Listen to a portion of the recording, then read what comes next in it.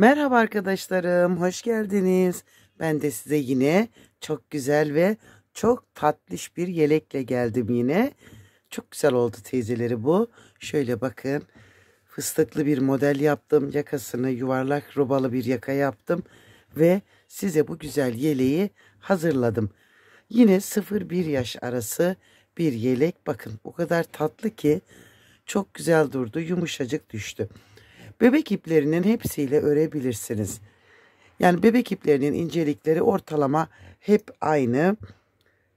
Bu hardal rengi olan ipim bir yumak 300 metre. Bakın şu kadar ipim kaldı.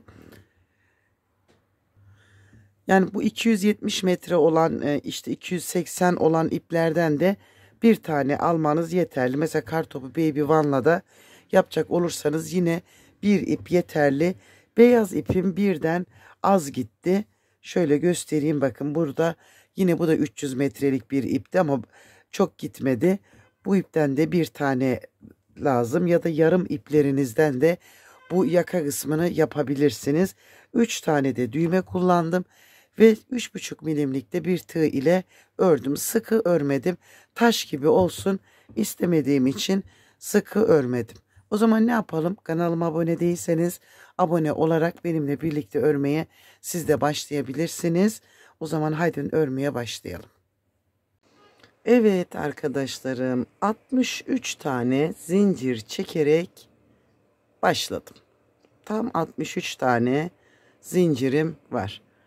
Tığma ipimi aldım. Geriye döndüm. 4. zincirime batarak bir trabzan yaptım.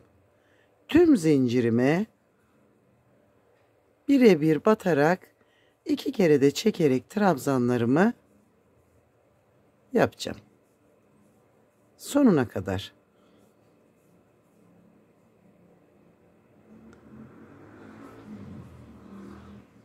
Böyle. Bakın ilk sıramız bu şekilde. Evet arkadaşlarım, şöyle. İlk sıramız tamam. 1, 2, 3 zincir çektim ve örgümü çevirdim.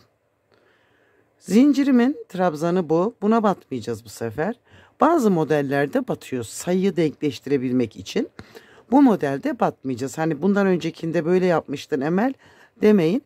Çünkü o zamanki modelim farklıydı. Şimdi ikinciden trabzanımı yaptım. Bakın. 3 tane trabzan yaptım. Üçüncüye çift batırdım. Şimdi 1, 2, 3. Üçüncüye çift batırdım. 1, 2, 3. Üçüncüye çift batırdım. 1, 2, 3. Üçüncüye çift batırdım. Sırayı böyle tamamlayalım. Sonuncuya geldiğimizde bakın çift batırdım ve buradan zincirden bir tane daha trabzanımı çıkarttım. 1, 2, 3. Yine bu birinciyi atladım. Şimdi dördüncülere çift batıracağız. 1, zincirimle 3 ve 4. Bakın. Dördüncüye çift batalım. 1, 2, 3 ve 4. Dördüncüye çift batalım.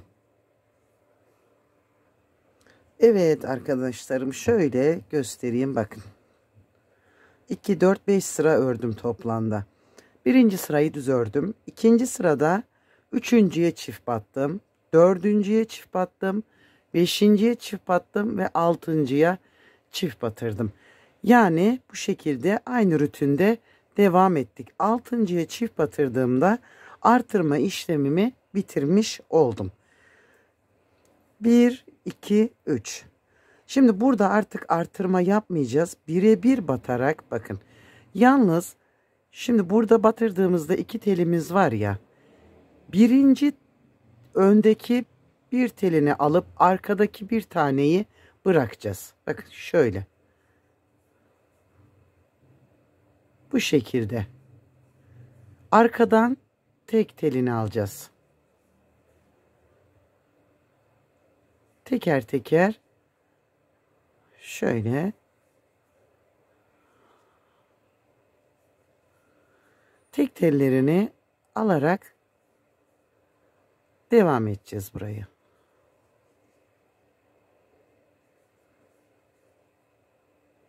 Gördüğünüz gibi bakın.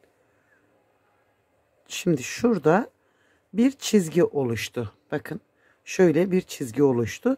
Bize bu çizgi lazım. Şimdi sıramı sonuna kadar ilerleteceğim. Arkadaşlarım şimdi robamızı ördük. Bakın şöyle robanın bittiği yerdeyim. Burada örneğimi küçük bir yerde anlatacağım. Daha detaylı ve net olması için şöyle atayım yeleğimi. Bakın şimdi bitirdim ve buradan ipimi bağlayacağım. Şöyle bakın. Önce bir zincir attım. Şu ipimi içinden geçirip tekrar bağladım. Bakın. 1 2 3 şu bağlangıç kısmıyla bakın 1 2 3 4 5'e ulaştı. Hemen önündekine şöyle bağladım. 1 2 zincir çektim. Bir atlayıp ikinci trabzana 4 defa sararak fıstık yapacağım. 1 2 3 4 topladım ve bağladım. Bir iki tane zincir çektim. Bağladıktan sonra bir atlayıp ikinciye sık iğne ile bağladım. Bir iki zincir, bir ikinciye atladım. Bakın buna 4 defa sararak bir fıstık yapacağım. 1 2 3 4 hepsini birlikte çektim, bağladım. 1 2 bir trabzan atlayıp ikinciye bağladım. 1 2 bir atlayıp ikinciye 4 kere sararak bir fıstık yaptım. Bir atladım, ikinciye bağladım. Tüm robamız boyunca bu işlemi yapacağız. Şurada bağladıktan sonra 2 tane zincir çekeceğiz. Bakın tüm robam boyunca 1 2 zincir. Sonuncuya sık iğne olarak bağladım. Bakın. 1 2 3 4 5 tane zincir çektim ve hemen bakın ilk boşluğa bir sık iğne yaptım. 1 2 3 zincir çektim. Sıradaki boşluğa sık iğne yaptım. 1 2 3 zincir, sıradaki boşluğa bir sık iğne yaptım. 3 zincir, sıradaki boşluğa bir sık iğne. 1 2 3 zincir, sıradaki boşluğa bir sık iğne. Ve böyle tüm sıramı tamamlayacağım. Sona geldiğimde bakın burada bir zincir yapmıştık. Buraya tekrar bağladım. 1 2 3 zincir çekerek çevirdim. Burada örneğimiz kayıyor. Fıstıkların üzerine değil, ara boşluklara fıstık yapacağız. Bakın buraya. Hemen ilkten fıstığımı yaptım. 4 defa sardım. Fıstığın üzerindeki boşluğa sık iğne. Bakın. 1 2 aradaki boşluğa bakın. 2 fıstığın arasındaki yaptığımıza 4 kere sararak bir fıstık. 1 3 fıstığın üzerindeki boşluğa bir sık iğne. 2 zincir. Bakın 2 fıstığın arasındaki boşluğa 4 kere sararak bir fıstık. Fıstığın üzerindeki boşluğa bir sık iğne. Ve bu sırada böyle tamamlanıyor. Şimdi sıranın sonuna geldiğimizde yine bu kenarı bir fıstıkla kapattım. Ve en sona bir tane trabzan yaptım. Bir, iki, pardon, bir çevirdim. Önce buraya bir tane sık iğne yaptım. Bakın fıstığın üstünden yine zincirle geçip boşluğa batırdım. 2, 3 zincir boşluğa. Ve böyle sırayı götüreceğiz yine.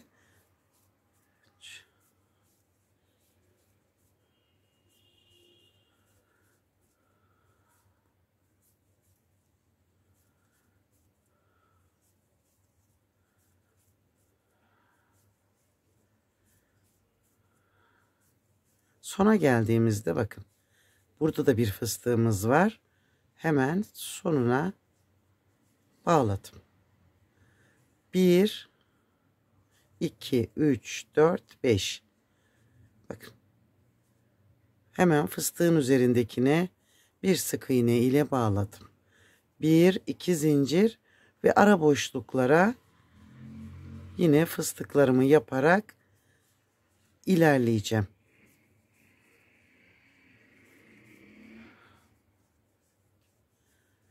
Yani örneğimiz bu şekilde ilerliyor.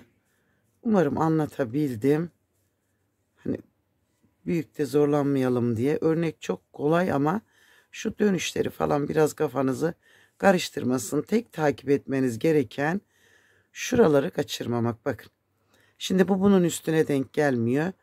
Bu buralarda örneğe kaydırmadan yani şeklini bozmadan örnek fıstıklar birbirinin üstüne denk gelmiyor. Birinde buraya yapıyorsak birinde öbür araya yaparak ilerliyoruz. Hani kafanızı karıştırmasın. Sadece oraları takip edin. Hani yeni başlayan arkadaşlarımız için bilenlerimiz zaten rahatlıkla örebiliyor. Zaten şimdi robamızda 2 örnek sırası yaptıktan sonra robayı kurmaya başlayacağız. Bakın. Şimdi buraya geldim. Buradan bir çıkış yaptım. Ve şuraya bir trabzan yaptım. Burayı dengeledim. Bir zincir çektim. Döndüm ve hemen şuraya sık iğne. 1, 2, 3. Bakın bunun üstünden de geçtim. Şimdi bunların üzerine fıstık yapacağız. Çünkü burada kaydırmıştık. Evet arkadaşlarım, örneğimizi de anlattık. Tekrar bütün örgümüze geçebiliriz. Evet arkadaşlarım, örneğimizi yaptık ve örneğimden 2 sıra örnek sırası yaptım. Bakın şöyle. Şimdi burada kolları bırakıp önleri ve arkayı birleştirerek devam edeceğiz. Şimdi tutalım böyle. Bakın. 1, 2, 3, 4, 5 örnek. 5 ile 6'nın arasına bir işaret attım. Tekrar buradan tuttum. Kolu ayıracağız. 7 örnekte kolumuz için. 1, 2, 3, 4, 5, 6, 7. 7 ile 8'in arasına bir işaret attım. Tekrar bu tarafı çevirdim. 1, 2, 3, 4, 5. 5 ile 6'nın araya bir işaret attım. Ve buradan 7 örnek saydım. 1, 2, 3, 4, 5, 6, 7. 7 ile 8'in araya bir işaret attım. Kalan kısmı da arkaya bıraktım. 11 tane kaldı. 11 örnekte arka için bırakmış oldum. Şimdi işaretime kadar yine örneğimin kurulumunu yaparak devam edeceğim. Hemen bakın buradan 1, 2, 3. Fıstıklı sıramı yapmıştım. Şimdi zincirli yerinde ayrım işlemini devam edeceğim. Zor yerini bitirdik. Bundan sonrası kolay yeri. 2, 1, 2, 3.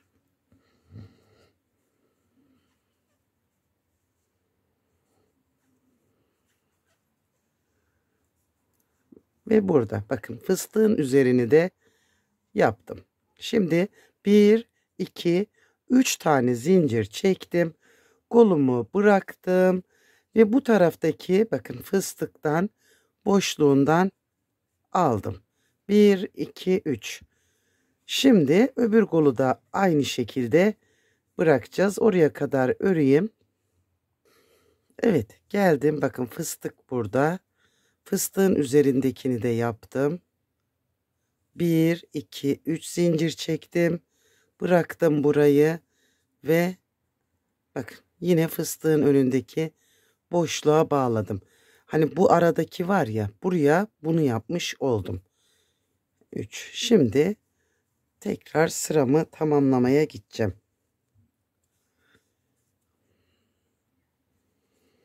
Evet, sıramız tamamlandı. 1 2 3 4 5 zincirimi çektim ve fıstığın üzerindekine yine sık iğnemi yaptım. 1 2. Şimdi fıstıklı sıramızdayız.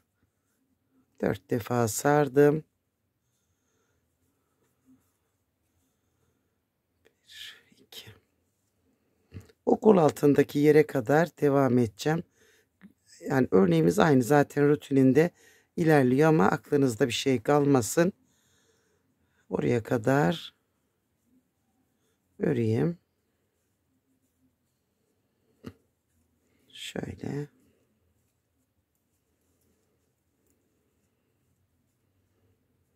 Bu örneğin tayakadan başlayıp yapılması da var kanalımda. O şekilde de bakabilirsiniz örneğime. O da güzel oldu. Bakın şimdi. Bu araya 1 2. Şimdi bu araya fıstık yapacağız. 3, 4. Böyle. Çünkü örneği gidişatına göre götürmemiz gerekiyor. Bakın, gördünüz mü? Yani örnek kendiliğinden zaten ilerleyip gidiyor. Ve bir karışa yakın, bir karıştan biraz kısa da yapabilirsiniz. Hani gereksiz yere boyunu fazla uzatmayalım. Şimdi önceden ben bir karış yapıyordum. Bir karıştan biraz uzun yapıyordum ama boylarının çok uzun olduğunu yaptım, fark ettim. Yani gereksiz bir boy uzatma ve ip harcama durumu oluyor. O yüzden biraz kısa yapıyorum boylarını şimdi. Ama isterseniz uzatabilirsiniz. Evet arkadaşlarım, bakın. Böyle tamamlandı. Şimdi rutiniyle örelim ve büyütelim.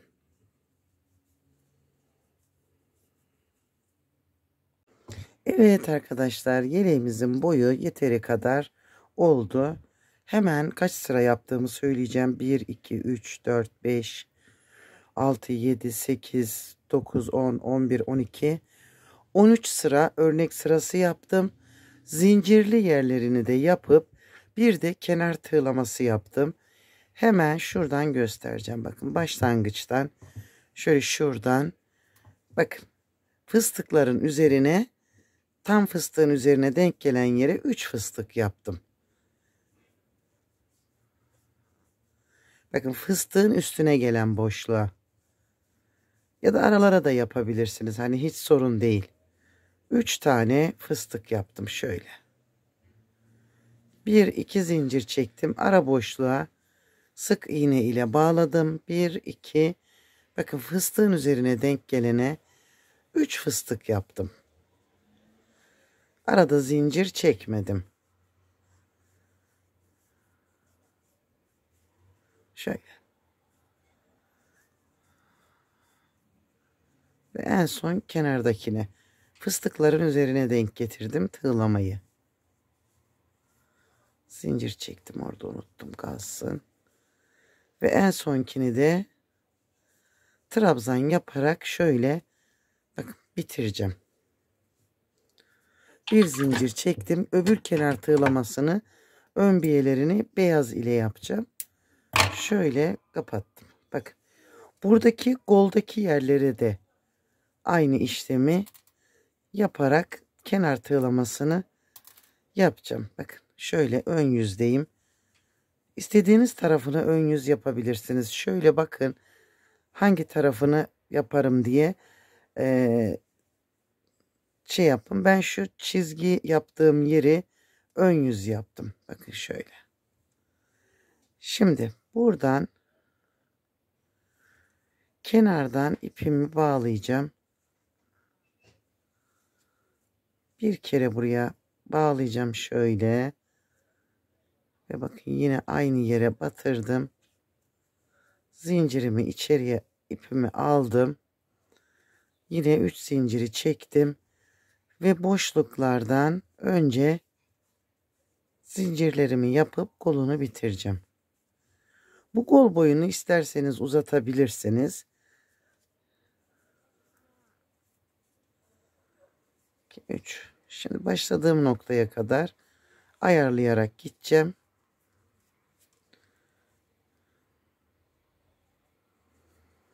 Her boşluğa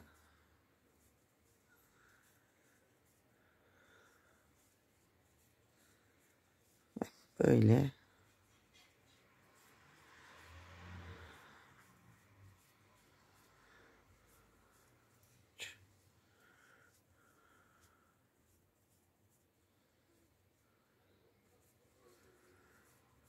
teker teker bakın görün diye hepsini durdurmadan devam ediyorum.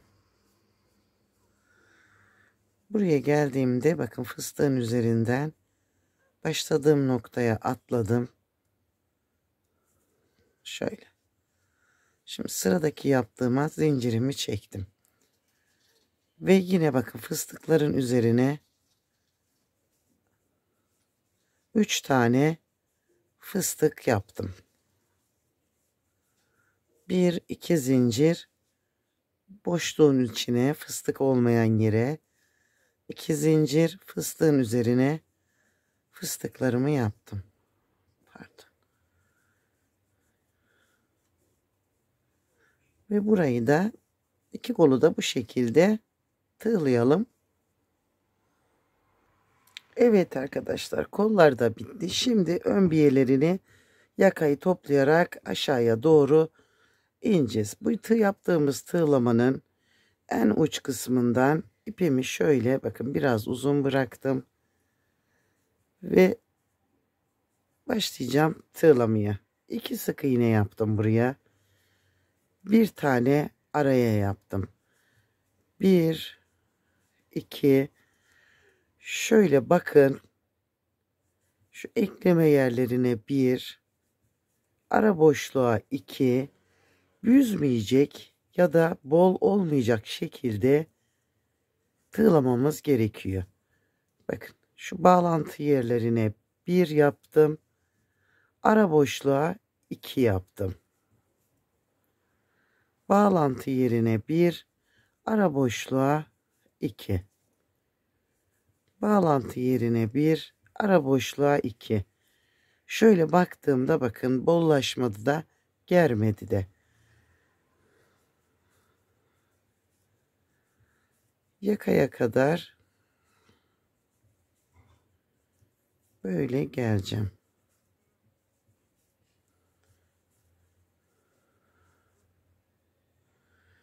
Bu bıraktığımız iplerimizi de böyle arada götürerek kaybedip temizleyelim. Bu sadece trabzan olan yerlere ikişer tane yapalım. 2 1 2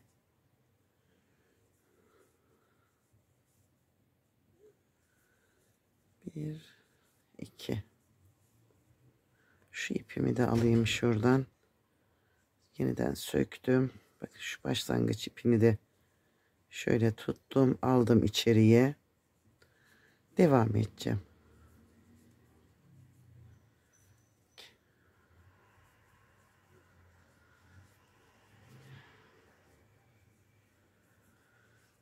Buraya kadar geldik. Bakın şöyle. Şimdi bir zincir çekip aşağıya doğru birebir batalım ve tekrar yukarıya birebir batarak çıkalım. Bu ikinci sıramız. Üçüncü sırayı da örerek tekrar gelelim. Evet, üçüncü sıramı da tamamladım. Bir zincir çekerek örgümü çevirdim. Şimdi düğme deliklerini yaparak ilerleyeceğim.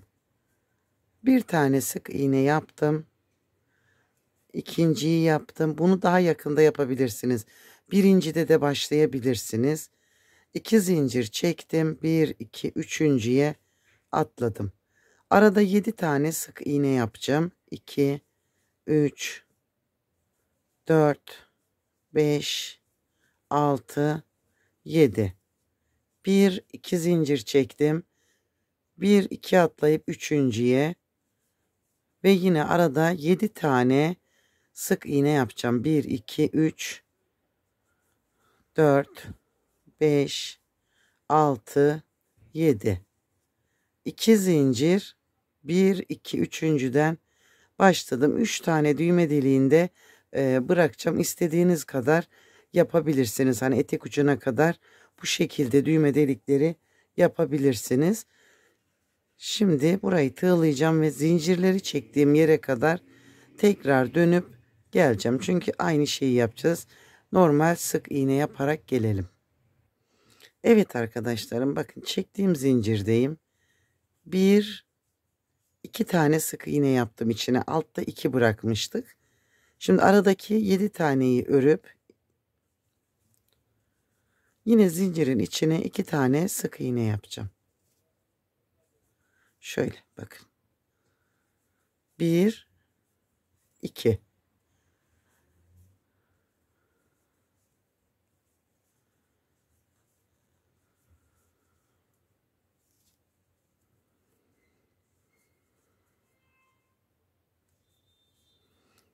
Zincirin içine 2 ve sondaki 2 taneyi de ördüm.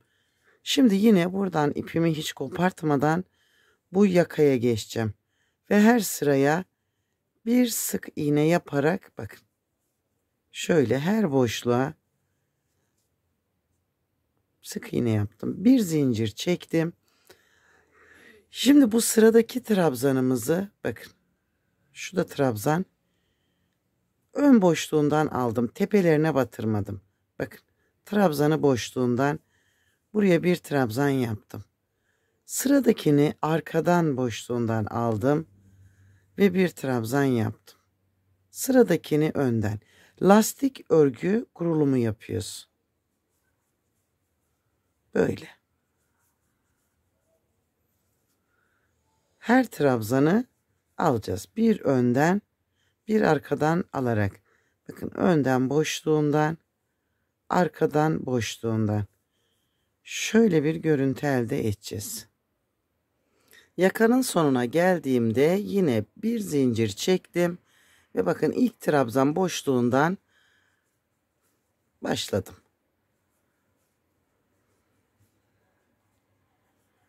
Böyle aynı öbüründe çıkarttığınız ölçülerde bunda da çıkartın. Onda nasıl battıysanız bu biyede de aynı şekilde batırın.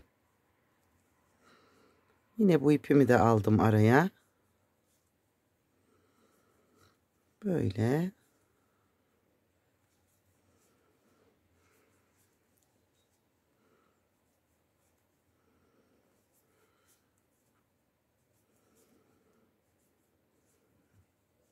Beş sıra öreceğim.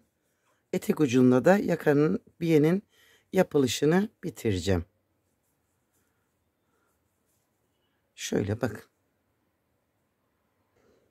Evet arkadaşlarım, yeleğimiz bitti. Bakın böyle çok kibar güzel bir yelek oldu yine. 3 tane de düğme diktim. Şöyle mantar şeklinde olan düğmelerden diktim ve bitirdim. Yakasına isterseniz bağcık da takabilirsiniz. Boş da bırakabilirsiniz. Nasıl isterseniz artık değerlendirebilirsiniz. O zaman ne diyelim? Siz bu modelimi yapmaya başlayın. Ben size yeni modellerle gelmeye devam edeyim. Hoşça kalın. Sevgiyle kalın.